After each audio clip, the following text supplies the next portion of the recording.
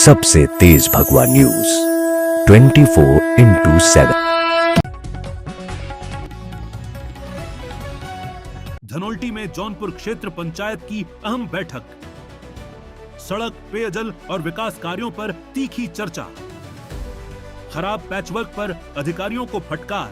31 मार्च तक सड़क दुरुस्त करने के निर्देश। जर्जर सड़कों, मुआवजे और मनरेगा मुद्दों पर नाराजगी। बैठक की धीमी प्रगति पर भी उठे सवाल।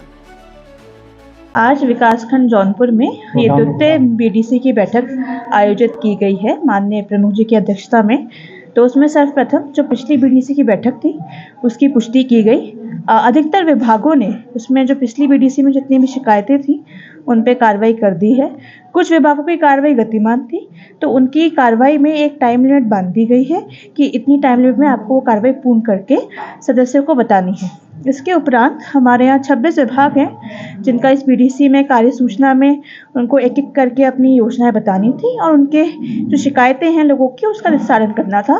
तो अधिकतर शिकायतों में कार्रवाई की टाइमलाइन बांधते हुए उनको 1 महीने भीतर सदस्यों को बताने के लिए हमने निर्देशित कर दिया गया है। और हमारी यही कोशिश है कि अधिकतर शिकायतें जो बीडीसी के माध्यम से आती हैं कि वो एक बड़ा फोरम है पूरे विकासखंड के लिए, उसमें क्षेत्र पंचायत के सदस्य भी होते हैं, ग्राम प्रधान भी होते हैं, जिला पंचायत सदस्य भी होते हैं। अतः जिलाधिकारी महोदय और माननीय मुख्यमंत्री जी सभी के निर्देश हैं कि इनकी शिकायतों को प्रथम वरीयता दी जाए और इस वरीयता में भी कार्रवाई की जाए। अलावा कुछ मांगे भी आई हैं जिसमें चाहे वो आंगनवाड़ी की मांगे हों, चाहे वो पंचायत भवन की मांगे हों, चाहे वो स्कूल की रिपेयर की मांगे हों, तो उन सब मांगों पे एस्टीमेट बनाने को बोल दिया गया है। और जैसे ही वो एस्टीमेट आएंगे वो संबंधित शासन में भेजने हो या जिला योजना में रखने हो उनकी कार्रवाई भी की जाएगी।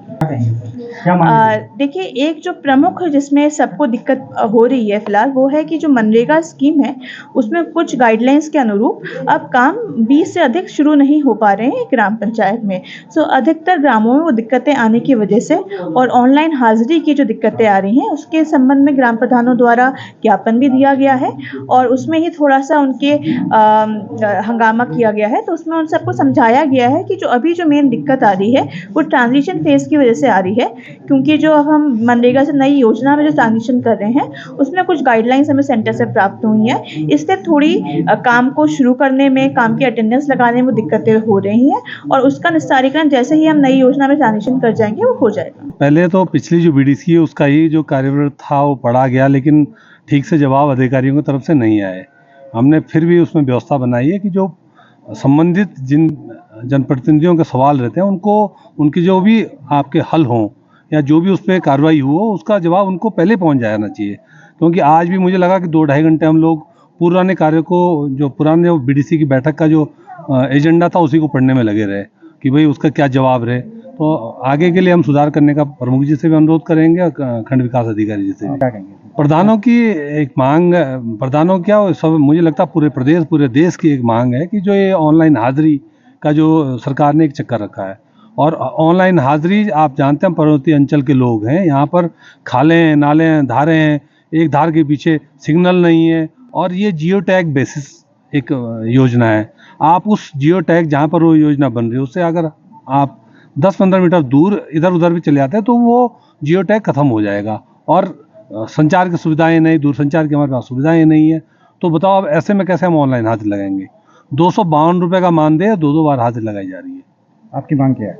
हमारी मांग ये है कि इसको लिबरल किया जाए, जैसे पहले उदार किया जाए जैसे पहले होता था, क्योंकि इसमें प्रधान कोई चोर नहीं है, वो पैसा नहीं खा रहा है।